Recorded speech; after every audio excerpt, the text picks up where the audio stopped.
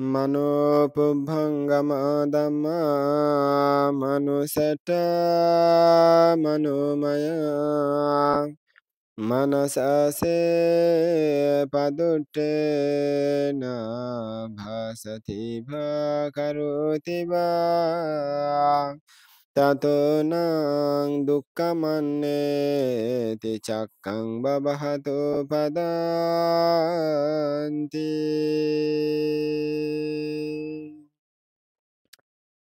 আমি সর্বপ্রথমে সেই তথাগত অর্হৎ সম্যক সম্বুদ্ধকে বন্দনা নিবেদন করছি। অতঃপর শ্রদ্ধাবান শ্রদ্ধাবতী উপাসক উপাসিকাদেরকে আমার মৈত্রীময় আশীর্বাদ জানাচ্ছি।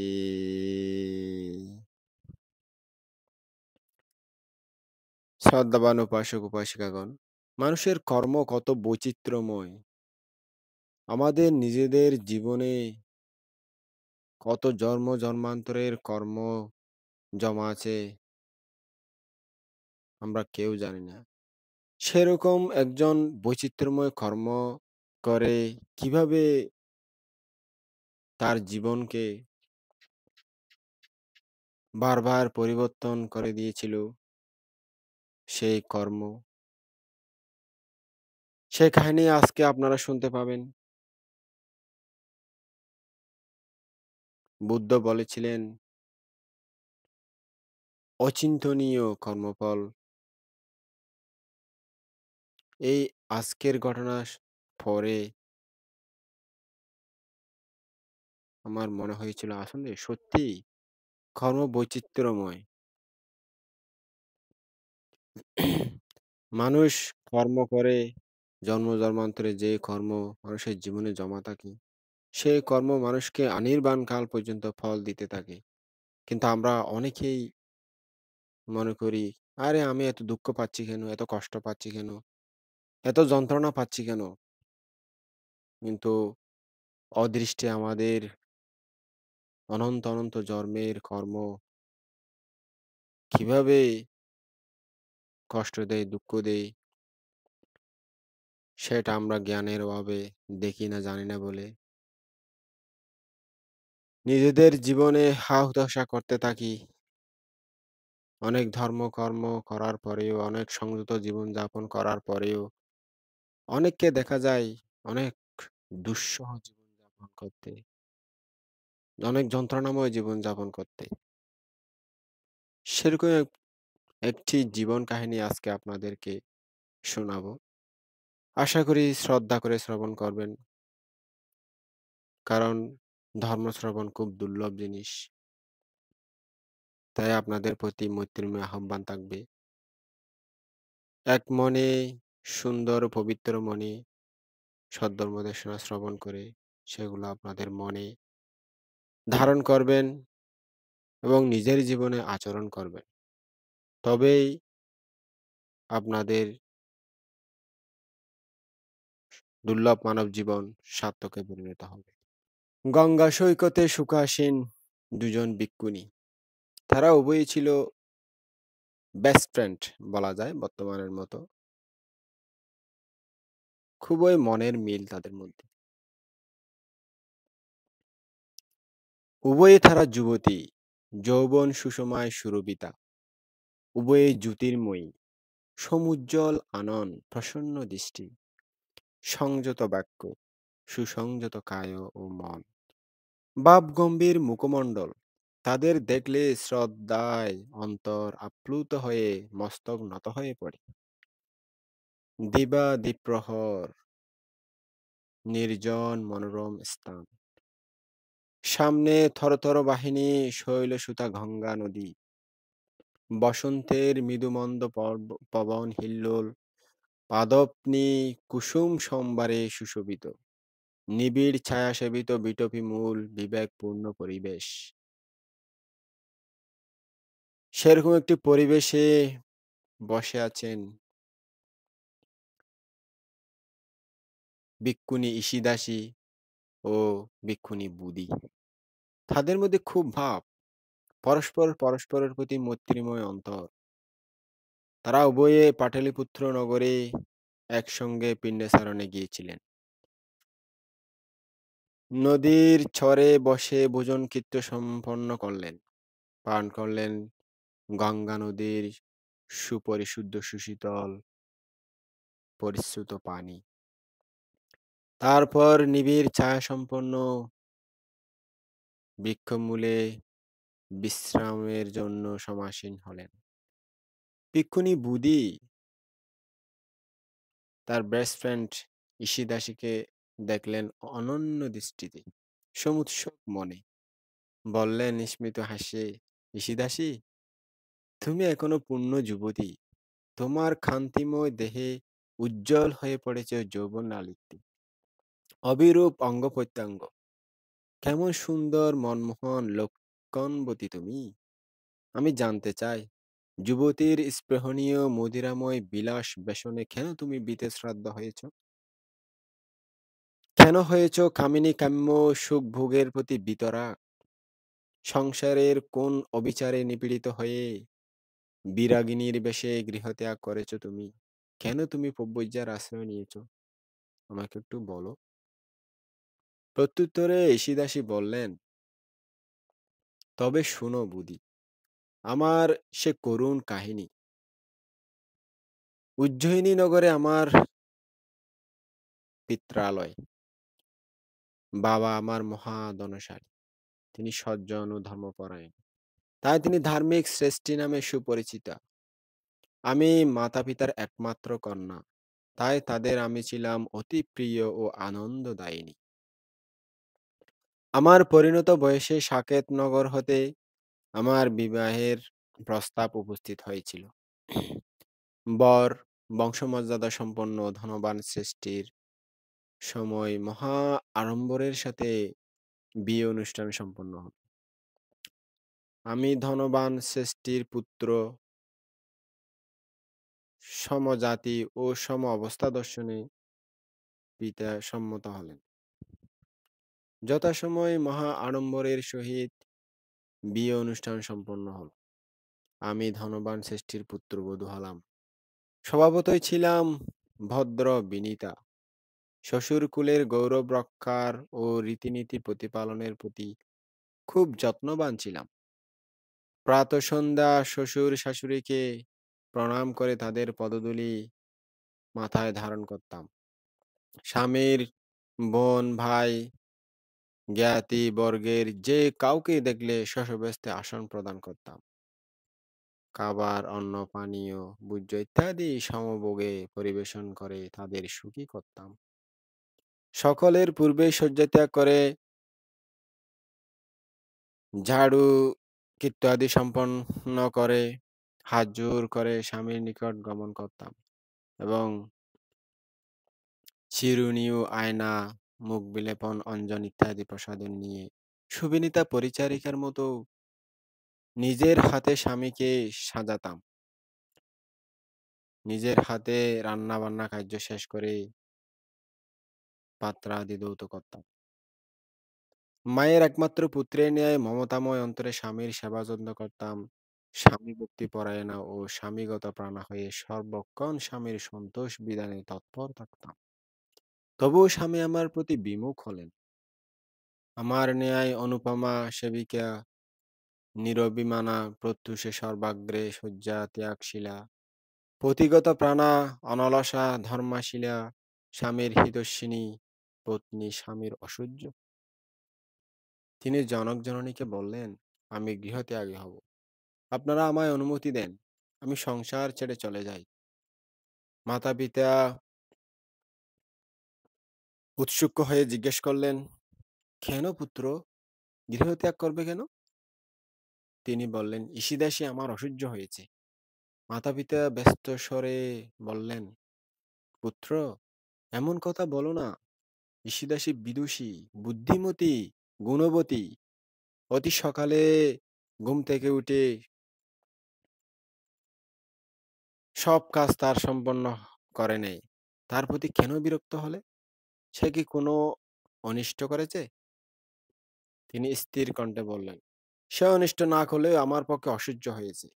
সে গুণবতী হলেও তার সঙ্গে বাস করতে আমি পারব না।" তার মাতা-পিতা উদ্বিগ্ন হয়ে বললেন, "পুত্র, এমন বলো না।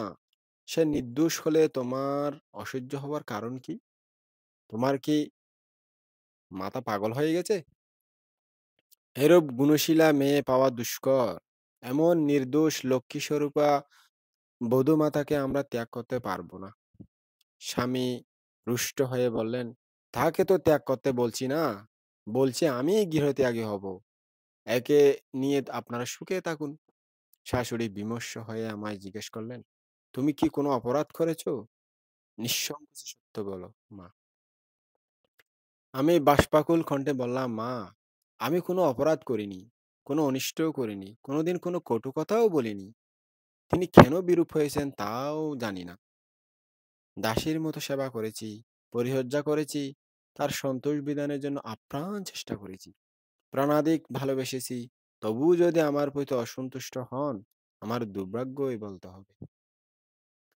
শ্বশুর শাশুড়ি মর্মান্তিক দুঃখে অভিভূত হয়ে পড়লেন, তথা শ্বশুর কুলের সবাই। তখন আমি দুঃখে ক্ষোভে অপমানে রোদন করতে লাগলাম। পুত্র গৃহত্যাগী হবেন মনে করে তারা ভীত হয়ে পড়লেন। আমার জন্য কি তারা পুত্র হারাবেন? শ্বশুর সজল নয়নে আমায় বললেন, বৌমা, আমাদের কপাল মন্দ। ছেলের মতিগতি কেন এরূপ হলো কিছুই বুঝলাম না। কি করব? তোমায় বিদায় দেওয়ার আমার মোটেই ইচ্ছা নেই। তবু বিদায় দিতে হচ্ছে। তুমি প্রস্তুত হও। আমি গিয়ে দিয়ে আসবো তোমাকে।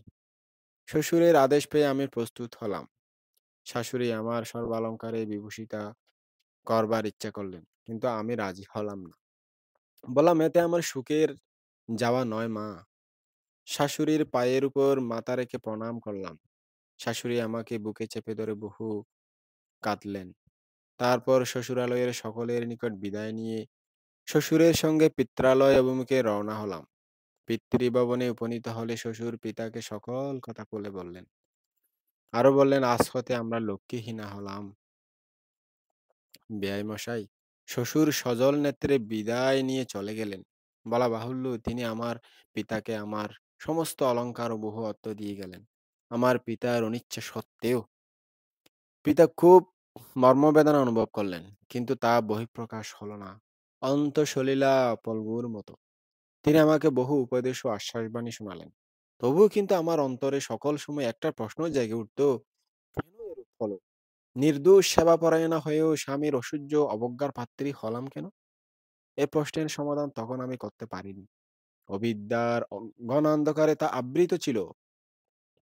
আমার পিতা পুনরায় আমাকে পাত্রস্থ করবার চেষ্টা করতে লাগলেন। তার প্রয়াস সফলও হলো। আমার ভূতপূর্ব শ্বশুর প্রদত্ত অর্থের অর্ধ পরিমাণ ব্যয় করে দ্বিতীয়বার এক ধনবানের পুত্রের সাথে আমার বিয়ে দিলেন। মাত্র ১ মাস সেখানে অবস্থান করার পর সেখান হতেও বহিষ্কৃত হলাম। অথচ আমি ছিলাম নির্দোষ ও শীলবতী। কাজে কর্মে কোথাও আমার কমতি ছিল না। ক্রীতদাসীর মতো স্বামী সেবায় নিরত ছিলাম। তবু এরূপ মন্দভাগ্য আমার। অভাগা যেদিকে চায়, সাগর শুকিয়ে যায়। আমি যেদিকে যাই সেদিকেই শুকিয়ে যাই। যে ডাল ধরি সে ডালই ভেঙে যায়। এরূপ দুর্ভাগ্য যে কোন দারুণ পাপের ফল, তখন তা আমি অজ্ঞাত ছিলাম। আমার দুর্ভাগ্য জীবন দুর্বহ হয়ে উঠল।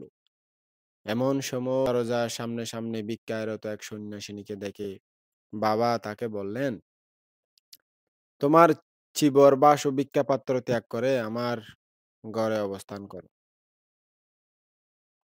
আমার জামাতা হও। আমার মেয়েকে বিয়ে করো, আমার জামাই হও। বাবার কথায় সন্ন্যাসী সম্মত হলেন। তৃতীয়বার আমার বিয়ের অনুষ্ঠান সম্পন্ন হলো। পবিত্র সন্ন্যাস ধর্ম ত্যাগ করে তিনি আমায় পত্নীরূপে বরণ করে নিলেন। আমি সুখী কৃতার্থ হলাম এবং নতুন স্বামীর চিত্ত বিনোদনের জন্য যত্নপর হলাম। দেখো বৌদি, সংসার কেমন বৈচিত্র্যময়। কামিনীর কামনা চরিতার্থের জন্য সন্ন্যাসীকেও স্বামীরূপে পেতে ইচ্ছা করে। পেলে সুখী হয়, কৃতার্থ হয়। আমি ছিলাম এমন দুরাশায় নারী, এমন দুর্দিষ্ট আমার। মাত্র এক পক্ষকাল অর্থাৎ ১৫ দিনের মধ্যে আমার অজ্ঞাত নিগূঢ় কর্মের তাড়নায় ইনিও বিরূপ হলেন। আমার সংসর্গ তার অসহ্য হলো। তিনি বিতৃষ্ণ মনে বাবাকে বললেন, ষষ্ঠীপ্রবর, আমার শেষ। ছিন্ন বস্ত্র আর ভাঙা ভিক্ষা পাত্রটি ফিরিয়ে দেন। আমার ভিক্ষাবৃত্তি শ্রেয়। আমি ভিক্ষা করে খাবো। তবুও আপনার মেয়ের সাথে আমি সংসার করতে পারব না। হঠাৎ তার একথা শুনে মাতা-পিতা বিমর্ষ হলেন। মাতা ও জ্ঞাতিবর্গ আমাদের ধন-সম্পদ ও সুখ-ভোগের কথা বলে তাকে প্রলোভিত করার প্রয়াস পেলেন। কিন্তু তিনি সবকিছুতেই উপেক্ষা ও বিতৃষ্ণা প্রকাশ করলেন। বলছেন, "না, না কোনো কিছু আমার দরকার নাই। আমার শুধু আমাদের অ্যা আগের যে পোশাক-আশাক, ভিক্ষাপাত্র এগুলো ফিরিয়ে দেন। এগুলোই যথেষ্ট আমার।" অগত্যা মাতা-পিতা তাকে বললেন, "এই সুরম্য প্রাসাদ এবং আমাদের যা সম্পদ সমস্তই তোমার। তুমিই হবে এর সর্বে সর্বা। যেহেতু আমাদের একমাত্র সন্তান ঈশিদাসী। এই কন্যা ছাড়া আমার আর কোনো ছেলে-মেয়ে নেই। বাবা তুমি থেকে যাও। চিন্তা করে দেখো, আমাদের এত সম্পদ সবকিছু তোমার হয়ে যাবে।" বর্তমানে কিন্তু এরকম কেউ করলে কিন্তু লোভে পড়ে থেকে যাবে। এ কিন্তু তখন থাকেনি। তিনি বিরক্তির স্বরে বললেন, "আমি সম্পদ চাই না, অট্টালিকা চাই না। আমি চাই বৃক্ষমূল, চাই নির্জন পণ্যকুটির।" মা অধীর হয়ে বললেন, "এখানে অবস্থান তোমার অপ্রিয় হচ্ছে কেন? আমরা কি করলে তুমি সুখী হবে তা বলো। তোমাকে সবই দেব। তোমার যা, যা প্রয়োজন আমাদের কিছু অভাব নাই। তুমি যেরকমভাবে থাকতে চাইবে সেরকম ভাবেই থাকতে পারবে। শুধু আমাদের জামাতা হয়ে এই বাড়িতে অবস্থান করো। আমরা এটাই চাই।" তবুও তিনি নিস্পৃহ বাক্যে বললেন, "আমি একাকী অবস্থানেই তৃপ্ত। ঈশিদাসীর সঙ্গে আমি থাকতে চাই না। আমার সেই ছিন্ন বস্ত্র আর ছাবাইকটি ফিরিয়ে দিন। আমি চলে যাই।" মা বললেন, "সে কোনো অপরাধ করেনি বটে। কিন্তু আমার মন বলছে ত্যাগই শান্তি। আমি পায়ে পড়ে কাতর অনুরোধ করলাম, কত রোদন করলাম, কত কেঁদে, কেঁদে বললাম, আমি আপনার চরণ সেবিকা, দাসী, আমায় ত্যাগ করে যাবেন না প্লিজ। আপনার বিরহ ব্যথা আমার অসহ্য হবে।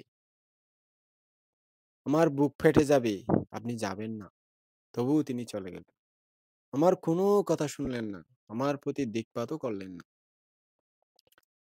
তার ছিন্ন বস্ত্র ও ভিক্ষাপাত্র নিয়ে তিনি চলে গেলেন। আবার সেই সন্ন্যাস জীবন। তখন চিন্তা করলাম, আমি বড়ই অভাগিনী, মন্দাভাগিনী। আমার জন্য মাতা-পিতা ক্ষোভে, দুঃখে, অপমানে ম্রিয়মাণ। জ্ঞাতিজন কত মর্মপীড়া ভোগ করেছেন। আমার এই উপেক্ষিত, লাঞ্ছিত, ঘৃণ্য জীবনের কি প্রয়োজন? আমি আত্মঘাতিনী হব। অর্থাৎ আমি আত্মহত্যা করে প্রাণত্যাগ করব। আবার চিন্তা করলাম, আত্মহত্যা তো মহাপাপ। ইহা অনেক গুণী জ্ঞানী মানুষেরা বলেন, শাস্ত্রতে উল্লেখ আছে। একাকিনী নিরলায় বসে এসব চিন্তা করছি আমি। এমন সময় আইজ্জা জিনাদত্তা ভিক্ষুণী, যিনি বিশুদ্ধ শীলসম্পন্না, বহুশ্রুতা, তৃষ্ণাহীনা, অর্হৎ তার শুভাগমন হলো আমাদের ঘরের সামনে। তাকে দেখে আমি প্রসন্ন হলাম, শ্রদ্ধান্বিত হলাম এবং আসন ছেড়ে দাঁড়িয়ে তাকে সম্মান প্রদর্শন করলাম। তাড়াতাড়ি সযত্নে আসন পেতে বসার জন্য তাকে অনুরোধ করলাম। প্রার্থনা জানালাম। তিনি উপবেশন করলে বন্দনা করার পর অন্ন পানীয় আহার্যাদি পরিবেশন করে তাকে পরিতৃপ্ত করলাম। আইজ্জা জিনাদত্তাকে দেখে আমার অভিশপ্ত জীবনকে উৎকর্ষে পর্যবসিত করবার শ্রেষ্ঠ ঋজু, উত্তম, সুন্দর পথের ইঙ্গিত পেলাম। তখন সরাসরি চিত্তে উদয় হলো ভগবান বুদ্ধের পবিত্র শাসনে আমি প্রব্রজ্যার আশ্রয় নেব। তাই কল্যাণকর ও দুঃখমুক্তির শ্রেষ্ঠতম উপায়। অন্ধকারে যেন দীপ্ত আলোকের সন্ধান পেলাম। আমার অন্তরে যে কিরূপ প্রীতির সঞ্চার হয়েছিল তা অবর্ণনীয়। মনে যে তখন যে খুশি লেগেছিল তা আমি বর্ণনা করতে পারব না। তখন আমার মনোদুঃখ, গ্লানি সবই মুছে গেল। জিনেদত্তাকে বললাম, "আর্যে, আমি বুদ্ধ শাসনে আত্মোৎসর্গ করতে চাই। আমি প্রব্রজ্যা গ্রহণ করব।" জিনেদত্তা আমাকে উৎসাহিত করলেন। বললেন, "ঈশিদাসী, তা অতি উত্তম। ইহাই দুঃখমুক্তির শ্রেষ্ঠতম পথ। পিতা একথা শুনে আমায় বললেন, "কন্যা, প্রভু যে ধর্ম শ্রেষ্ঠ ও পবিত্র বটে, কিন্তু বড়ই কঠিন ও বড়ই দুষ্কর। তুমি সুকোমল, এত কষ্ট তোমার সহ্য হবে না। তুমি ঘরে বসে, বসে ধর্ম আচরণ করো, যথেচ্ছা দান করো, শীল পালন করো।" বাবার কথা শুনে সন্দেহ হলো। ইনি কি আমায় দুঃখমুক্তির অন্তরায় হবেন? তখন আমি শঙ্কিত মনোদুঃখে কেঁদে উঠে কৃতাঞ্জলি হয়ে বললাম, "বাবা, বাধা দেবেন না। আমার মুক্তিপথের সহায় হন।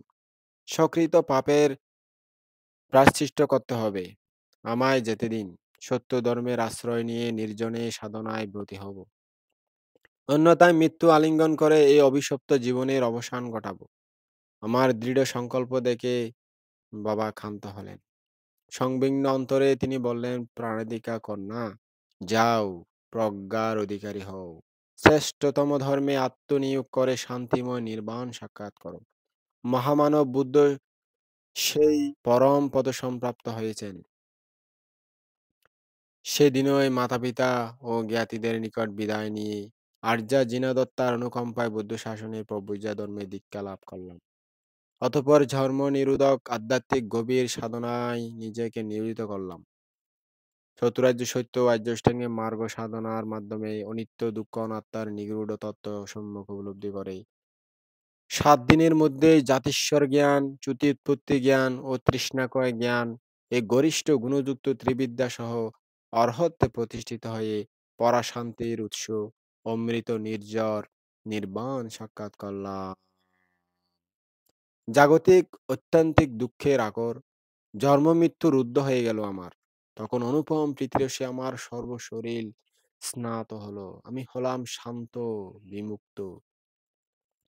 তারপর আমার জন্মান্তরের নিগূঢ় রহস্যের দ্বার উদ্ঘাটন করতে প্রবৃত্ত হলাম। আমার অভিশপ্ত অবজ্ঞাত জীবনের উৎস কোথায়? কোন অপকর্মের প্রভাবে এত দুঃখ, এত মর্মপীড়ায় জর্জরিত হলাম, তা উপধারণে মনোযোগী হলাম। একে, একে অতীত সপ্ত জন্মের ইতিবৃত্ত আমার দিব্যদৃষ্টির গোচরীভূত হল। প্রীতিভাজন বুদ্ধি সে অসহ্য দুঃখময় করুণ কাহিনী প্রকাশ করছি, মনোযোগ দিয়ে শোনো। তখন বুদ্ধি তার কথায় সম্মত হয়ে শুনতে রাজি হলেন। তিনি বললেন, "অতীত এক জন্মে এরক্ষচ্ছ নামক নগরে আমি প্রসিদ্ধ এক ধনশালী সুবর্ণকার ছিলাম।" অর্থাৎ স্বর্ণ কারিগর ছিলেন আরকি বা স্বর্ণ ব্যবসায়ী ছিলেন। যৌবনমদে মত্ত হয়ে ধন বিতরণে বশীভূত করে পরস্ত্রীতে রত হয়েছিলাম। এই ব্যভিচার পাপে নিজেকে সানন্দে আহুতি দিয়েছিলাম। এর পরিণাম ফল কখনো চিন্তা করিনি। সেই জন্মের অবসানে নরকে উৎপন্ন হয়ে ভীষণ দুঃখ ভোগ করেছিলাম। উফ! কি যে সেই দুঃখ, দুঃসহ বেদনা! পরদার লঙ্ঘনের এমন দারুণ বিস্ময় ফল সুদীর্ঘকাল ভোগ করেছিলাম আমি। বহু দীর্ঘদিন পরে এই মহাদুঃখের অবসান হলে নরক হতে মুক্ত হয়ে কর্মের তাড়নায় মহাবনে বানরীর গর্ভে জন্ম নিয়েছিলাম। জন্মের ৭ দিনের মাথায় নিষ্ঠুর বানরের রাজা তীক্ষ্ণ দাঁতের দংশনে আমার অন্ডচ্ছেদ করেছিল। আহা! সে কি যে দুঃখ, অসহ্য যন্ত্রণায় আমি জ্ঞান হারিয়ে ফেলেছিলাম।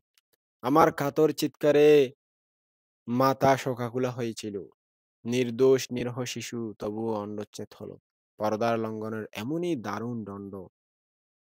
বানর জন্মের অবসানে মৃত্যুর পর সিন্ধু প্রদেশে অরণ্যে খানা ও খঞ্জ এক ছাগলীর গর্ভে জন্ম নিয়েছিলাম। মালিক আমায় শৈশবের